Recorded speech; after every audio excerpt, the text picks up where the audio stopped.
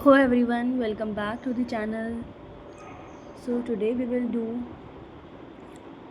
unit 3 of business environment and legal aspects of business in easy language and with the most important questions which will be very expected questions for the MBA exams. So let's do the question number 1. Explain essentials of a valid contract in detail.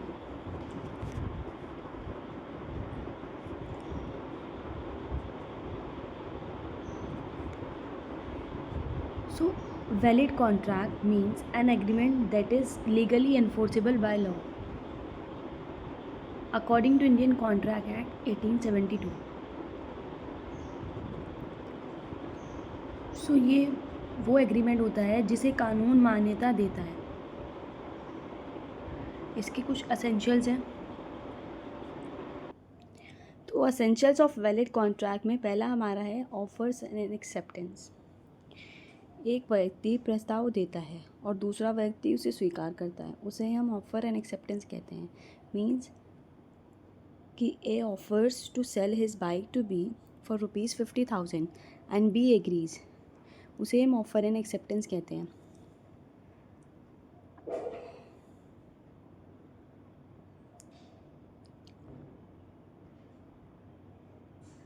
Next one will be free consent. So consent should be free from force, fraud or pressure.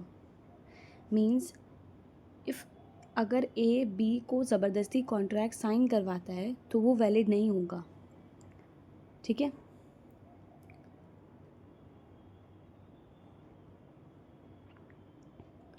Next will be lawful consideration.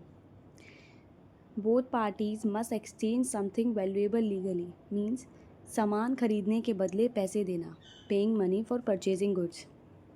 Fourth will be competiting parties. Parties must be major mentally sound and not disqualified by law.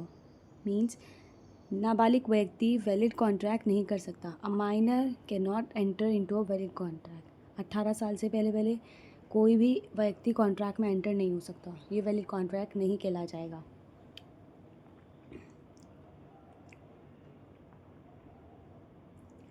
Next will be lawful object. The purpose of the contract must be legal. Means व्यापार के लिए agreement valid है लेकिन illegal काम के लिए agreement void होता है. ठीक है. Next will be possibility of performance. Contract को पूरा करना संभव होना चाहिए. मीन्स कि कोई व्यक्ति आसमान से तारे लाने का वादा नहीं कर सकता, उसे हम कॉन्ट्रैक्ट नहीं कह सकते. So A can not promise to bring stars from the sky.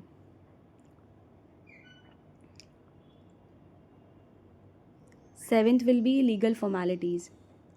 कुछ कॉन्ट्रैक्ट्स राइटिंग और रजिस्टर्ड होना ज़रूरी होते हैं. For example property sale agreement में रजिस्ट्रेशन ज़रूरी होता है. ओके. एंड इसका कंक्लूजन होता है कि इन सभी नेसेसरी को पूरा होने पर ही कॉन्ट्रैक्ट कानूनन माना जाता है. All these essentials are necessary for making a legally valid contract. Second one will be explain offer and acceptance with examples in detail. So offer क्या होता है? जब कोई व्यक्ति दूसरे की सहमति पाने के लिए कुछ करने या ना करने की इच्छा व्यक्त करता है. फॉर एग्ज़ाम्पल ए ने अपनी कार 5 लाख में बेचने का प्रस्ताव दिया. ठीक है, उसे हम ऑफ़र बोलते हैं. जैसे कि A offers to sell is laptop to be for ₹40,000. Next will be इसके कुछ असेंशियल्स ऑफ वैलिड ऑफर के कुछ असेंशियल्स होते हैं. ठीक है, कुछ प्रस्ताव होते हैं इसके. पहला होता है इसका clear and definite. The offer must be clear and understandable. मतलब कि I want to sell my bike for ₹40,000. Second one will be communication. The offer must be communicated to the other party. Means sending offer through letter, email और call, उसे हम communication बोलते हैं. Next will be legal relationship. The offer should create legal obligations. मतलब व्यवहारिक समझौते कानूनन संबंध बनाते हैं. Business agreement create legal relationships. ठीक है. And next will B acceptance. Acceptance क्या होता है कि ऑफ़र को स्वीकार करना एक्सेप्टेंस कहलाता है। जैसे कि B agrees to buy as car for ₹5 lakh, उसे हम एक्सेप्टेंस बोलते हैं। बी ने उस चीज़ को एक्सेप्ट कर लिया और उनका एक एग्रीमेंट बन गया। सो इसके कुछ एसेंशियल्स ऑफ वैलिड एक्सेप्टेंस होते हैं। पहला होता है absolute and unconditional. So acceptance should match the offer completely. If A offers a bike for ₹70,000 and B says yes, it is valid acceptance. Next will be communication of acceptance. Acceptance must be communicated properly.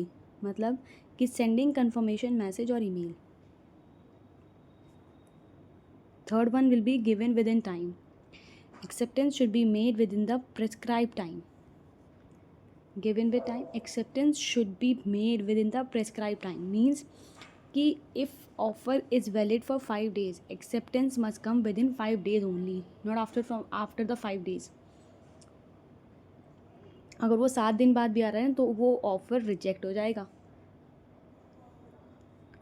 ठीक है, इसके कुछ modes होते हैं acceptance के, oral, written और conduct.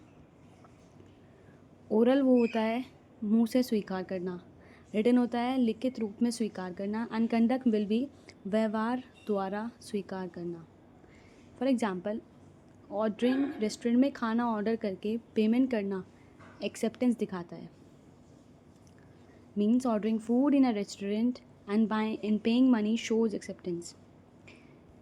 इसका final conclusion होता है ऑफर एंड एक्सेप्टेंस हर कॉन्ट्रैक्ट की नींव है। Without these element no valid contract can be exist. Let's move to the third question. Explain free consent and its elements in detail. So free consent का मतलब होता है कि दोनों पक्ष बिना दबाव, धोखे और गलतफहमी के अपना कुछ इच्छा से एग्रीमेंट करें, अपनी कुछ इच्छा से एग्रीमेंट करें, जैसे कि विदाउट प्रेशर, विदाउट फ्रॉड और मिसअंडरस्टैंडिंग के बिना एक कॉन्ट्रैक्ट बनता है, उसे हम फ्री कंसेंट कहते हैं। ठीक है, सॉरी, एग्रीमेंट बनता है, उसे हम फ्री कंसेंट कहते हैं। सो इसके कुछ एलिमेंट्स होते हैं, elements affecting free consent. First one will be coercion. Coercion यानी कि दबाव, ज़बरदस्ती। Forcing someone to enter into a contract, उसे हम कोअर्जन कहते हैं। This is very very important for 2 marks. For example, A B को प्रॉपर्टी पेपर साइन करने के लिए धमकी देता है। ठीक है, सो second one will be undue influence. These points is very very important for 2 marks question. The examiner will ask what is undue influence and what is coercion. Tell me the difference between coercion and undue influence. These topics are very very most important for exam. Second one will be undue influence. Undue influence क्या होता है? आप अनुचित प्रभाव, इसे हम बोलते हैं हिंदी में अनुचित प्रभाव। ठीक है, अपने प्रभाव या शक्ति का गलत उपयोग करके किसी को कॉन्ट्रैक्ट के लिए तैयार करना। For example, a doctor pressures a patient to buy expensive medicine, this is called undue influence. Okay, next one will be fraud. Fraud क्या होता है? धोखाधड़ी।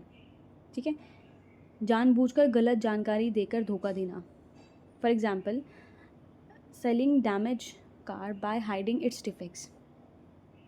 ए ने बी को कार बेची और उसकी कार जो थी वो डैमेज थी, उसने ए ने बी को बताया नहीं, तो उसे हम फ्रॉड कहते हैं। ठीक है, next one will be misrepresentation. Giving false information without intention to cheat. Seller mistakenly says a mobile has 256 GB storage instead of 128 GB. ठीक है,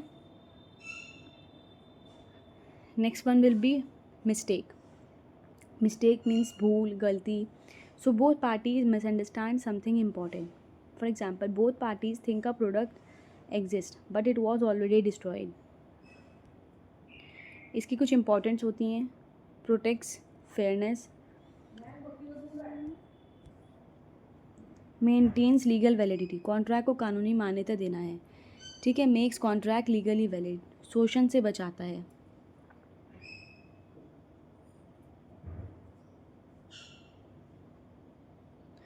after this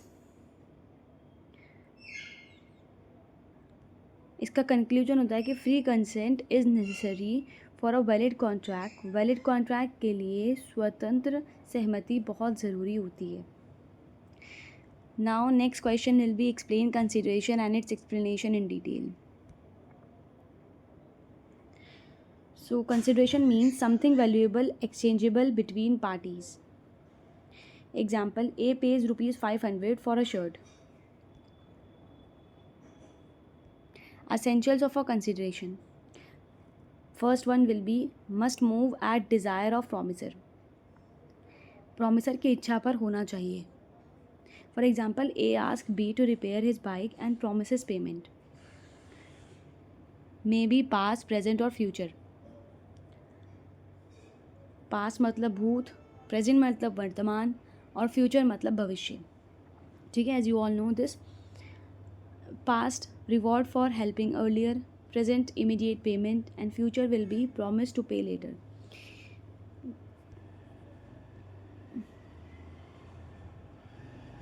third one will be must be lawful. Payment for legal work is valid.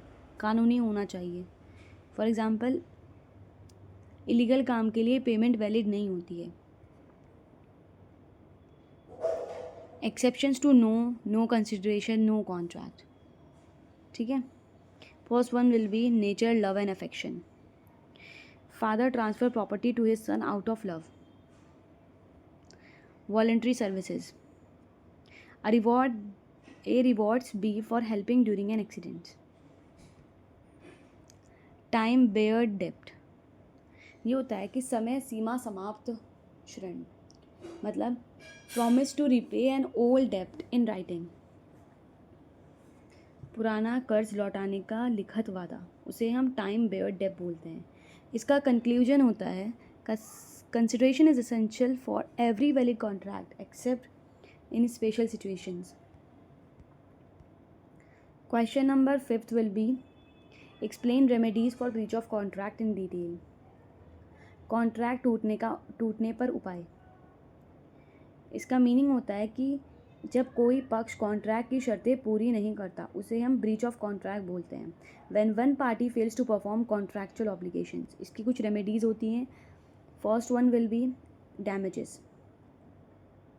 Means नुकसान की भरपाई के लिए दी गई राशि, मतलब जो हमारा नुकसान हुआ है उसकी दी गई compensation. For example, seller fails to deliver goods on time causing loss. समय पर सामान ना देने से नुकसान होना, उसे हम डैमेजेस बोलते हैं. Second one will be specific performance. Court contract को पूरा करने का आदेश देती है. For example, sale of land agreements. Third one will be injunction. Injunction means court stop someone from doing a wrong act, stopping disclosure of confidential information. Fourth one will be rescission, cancellation of contract. For example, contract धोखे से बने contract को ख़त्म किया जा सकता है. Quantum merit, किए गए कार्य का भुगतान, उसे हम क्वांटम मेरिट कहते हैं. सो इट्स मीन्स जितना काम किया गया है उसका भुगतान करना, उसका कंपेंसेशन करना. For example, builder partly completes construction and ask payment for completed work. इसके कुछ इम्पॉर्टेंट्स होते हैं. Importance of remedies. Provides legal rights, कानूनी अधिकारों की रक्षा. प्रोवाइड कंपेंसेशन, नुकसान की भरपाई. इंश्योर जस्टिस, न्याय करना. इसका फाइनल कंक्लूजन होता है legal remedies help injured party recover losses and enforce contractual rights. So अगर आपको ऐसी ही ईजी ही एक्सप्लेनेशन चाहिए with important questions for exam, then comment in the below and don't forget to like, share and subscribe the channel. Thank you for watching.